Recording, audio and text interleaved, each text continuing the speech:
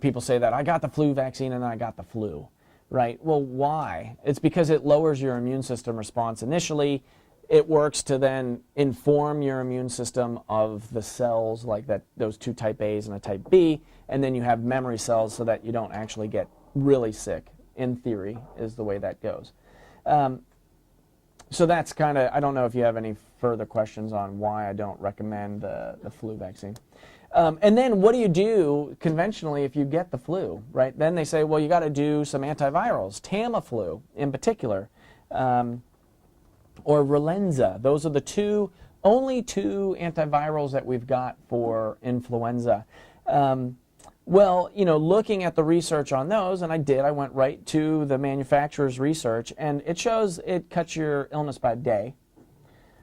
So one day, so instead of 11 days, you've got 10 days of illness, maybe, at best. But there are some side effects, and I think there's a lot of natural stuff that we can do to help increase your percentages of a quick and healthy recovery. But the side effects of those, headaches, nausea, confusion, insomnia, nightmares, in particular, those are really common in kids. So if you have kids or no kids, I don't really recommend doing that. I'm not much of a conspiracy theorist, but at the time when that was getting recommended and people were stockpiling on Tamiflu, you look at Dick Cheney and who holds major stock in those corporations, and they were making direct buys from the government. Stuff like that, I wish the reporting would actually come out a little bit better. It's, again, I'm not much into conspiracy theory, but it's a little bit odd when you have huge economic ties to a drug company and then you're recommending this from your position of power. So there's a big naturopathic discussion here. So this kind of gets us into this naturopathic concept here, terrain versus germ theory. And I love this story because it drives home naturopathic medicine in a nutshell. There were two contemporaries. Everybody knows Louis Pasteur, in particular for winemaking, but also for antibiotic development, right? I prefer his winemaking theories rather than but it's nice to have the antibiotics as well. But his contemporary was Beauchamp, and they had some really interesting dialogues in their time where Beauchamp was saying, well, why, if everybody's exposed to the bug and it's the bug that's the issue, why isn't everybody getting sick, right? Great question, right? We're all exposed to these, and why do some people get it and while others don't? And Beauchamp's whole theory was it's on your terrain. And this is a very naturopathic concept, is how hospitable is your terrain to the bug, right? That's why I can get exposed to 20 patients in a week and, maybe I'm not going to kid you. I have a little bit of a sore throat. I'm doing stuff about it, right? I'm fighting it off. That's a natural immune system response. I don't feel like I'm going to get sick because I know what to do and I know how to take care of myself, right? I get better sleep, I'm going to drink water, I'm going to take, the EHB that we mentioned before, taping. So I take some really potent immuno boosting things, which we've got the laundry list here and I'll give you some details. But it's about your terrain. How is your terrain? You cut back on your sweets, stop alcohol, things like that. Well, so it is really about your terrain, and that's the naturopathic approach of how we address this. And you'll see in my recommendations then on how to care for yourself during cold and flu season. Sometimes it's lifestyle changes. It's not very fun, but it also takes care of you and helps you get through and not succumb to illness. Early on in my career, I didn't like getting sick. It was like, oh, here's Dr. Eckel, the naturopath. He's sick. His stuff doesn't work. But that is actually a healthy way of being. My definition of health is the ability to move into and out of dis-ease with ease. Meaning it doesn't mean you never get sick, because you've got to train your immune system, and if you've never had that memory. So that cold that I was talking about in the fall, I knew we hadn't really seen that virus lately because a lot of my staff members and myself got it. Well, that's a natural thing. You have to build your immune system. So that it doesn't mean failure if you get the flu. Of course, we want to mitigate any symptoms that you get and suffering. I'm not into suffering for just needless suffering's sake. So we have some good recommendations in here. So naturopathic treatment, what can you do? Definitely rest. Rest is a huge one. Getting 8 hours of sleep a night, right? So it is, it's interesting. We're getting ready for holiday season. There's more outings, there's more alcohol, there's more sweets, there's more stress. All of a perfect combination of being indoors and exposed to a lot of viruses to make you ill. So that's a big one. And, I'm not saying don't go and have alcohol or eat your sweets, but if you feel like you're coming down with something, I would definitely that's the first thing that I cut out of my diet. So that's on the rest front. Reduce stress, a component would be that changing your diet. Inflammatory foods contribute to stress. One big component that we do with all patients, and if you haven't done it, I would recommend it, is looking, well, what role does food play in your health? It's such a huge player. We're able to get people off of almost any medication on the planet by changing their diet because they're reacting to their food. I'm not saying that it's the root only cause, but it definitely contributes into their ill health.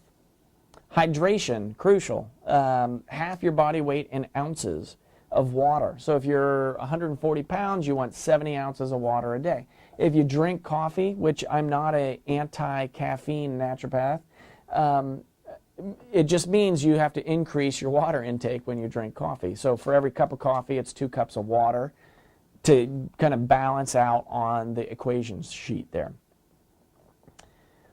Probiotics, next one down here. Probiotics, if we took all of your aerobic and anaerobic bacteria out of your guts, we would have 4 to 7 pounds of material on the table. A little bit gross, but very important to health. So, that's the bifido and lactobacilli. I mean, you've got E. coli in your gut. We've got it's a whole ecosystem in there.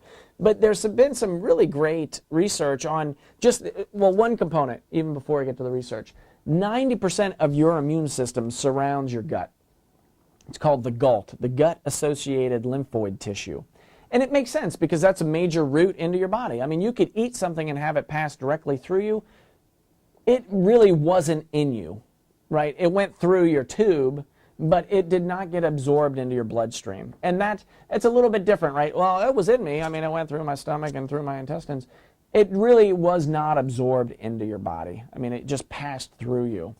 I had a microbiology teacher he would just joke that the only reason why we have arms and legs is to get different bugs and bacteria into us and out of us, right? That was the only reason. We're just playing, we're on their planet and just happenstance to be here. But probiotics, bifido and lactobacilli, they were showing even dead bugs increased immune system response in kids. And they did a nice study on 6 months of these kids in school taking it, decreased fevers, runny nose, and cough incidents in these kids just after 6 months of taking it. So and this is like, these pills, it's like 26 billion bugs of the ones that we've got here. You can get them in 5 billion. Everybody's got their proprietary strain of gut bug. I don't think it matters, honestly. I mean, there's different people selling different products that are telling you this is the best gut bug. I think it's a drop in the bucket when I'm saying we have 4 to 7 pounds of material here and I'm giving you 26 billion gut bugs. I mean, it's like a homeopathic dose is what we're truly giving you. We're not really recolonizing your gut, but it's enough support to those bugs in your intestines that it seems to produce a great response. Does it matter if I know we go into the health food store or whatever, and some of them are on the shelf, they're not, I don't know. Refrigerated or live? It's a great question. So Bastyr University did a research, this was probably 5 years ago, so it's getting a little bit old. They took 20 products off a natural health food store, and they were claiming live bugs, and none of them had live bugs at that point by the time it arrived on the shelf. I used to be a big proponent of only refrigerated. I think that you're more apt to get a live culture with refrigerated. However, that said, we have refrigerated, but we've also gone to just room temperature gut bugs. And if you have a reputable company and they're doing the research on it, they actually can be really effective. And I prefer the capsules that are not refrigerated, at least out of our clinic, because we've done the quality analysis on them. So it's kind of buyer beware out and about. But like I said, even the dead ones are doing you some good. Of course, it's better to get the live ones, though. You can get them in food too. Yogurt, Nancy's yogurt in particular, yes, fermenting, that's great. Yes. If you are so apt and have the energy to do that. Yeah, or buy it. I bought that. Right, good. So yeah, fermented foods is a great way to do that as well. Probiotics. And then, if you have digestive issues, probiotics is a really great aside as to, a nice side effect of what you get for increasing your immune system response.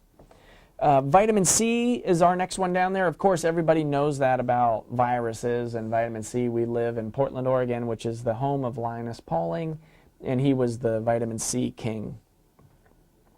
That is, it's going to be a different dose for most people. I'll say during cold and flu season, you want, if you feel like you're coming down with something, about 3 to 4 grams of vitamin C a day. You're getting too much is if your bowels become loose. So it will blow you out the other end. It'll just become real loose stool, and then just back it down from there. Kids, 250 to 500 milligrams a day of vitamin C. And you can look that different doses up, and Balch has nutritional healing, that big tome in the grocery store. I like vitamin C. I mean, again, people will have different proprietary blends of vitamin ester C or long release vitamin C. It's roughly, I don't think the research pans out to support paying extra for your vitamin C. Vitamin C is like there's one company in the world that creates it, and everybody relabels it. So it doesn't, I felt like I'd heard something before where, I don't know if it needs bioflavonoids, but there's something supposedly that your body didn't absorb the vitamin C unless there was something else. Well, again, kind of a marketing component. Yeah, I mean, there have been smaller research studies. Yeah, it's better, it's the whole food component, right? The closer to nature we can get, the better. Vitamin C is usually in fruits and vegetables that have a high bioflavonoid content, and yeah, you're going to absorb it better. But if you're doing a powdered C, or just vitamin C, it's an acid, it's readily absorbed. Yeah. Delayed release doesn't matter either. It does not. I don't find that it makes a difference. I would rather have you dose it multiple times rather than do an extended release formula of it, just because you're getting a higher dose. So what I've noticed with it with patients is as the illness comes on, it's kind of like you're driving your car in the desert, and there's a lot of dust coming in, so you have to change your oil filter more frequently. And so you can go up to 10 grams of vitamin C a day orally and not have any issue with your bowels because you're just using it up that rapidly. So, and you cannot OD on vitamin C.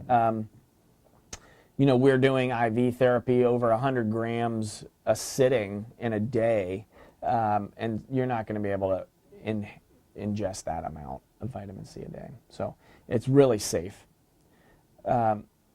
Zinc. Zinc is a potent antiviral as well. I don't recommend Zicam. Some patients swear by Zicam. It's that nasal homeopathic spray. I've actually seen quite a few cases of people losing their smell from using that, and that is reported in the literature.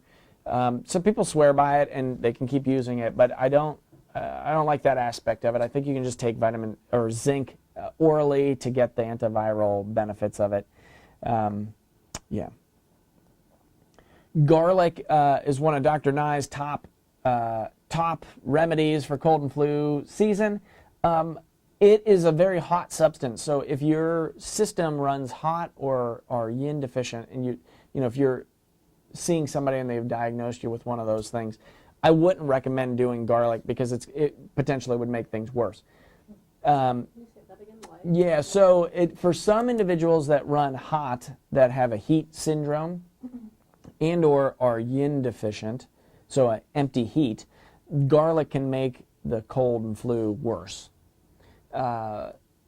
So that's not one that I do a lot of, but Dr. Nye loves garlic. And raw garlic, it's like just cut up some garlic and eat it, or cook more with garlic. We really like to promote with a whole food diet.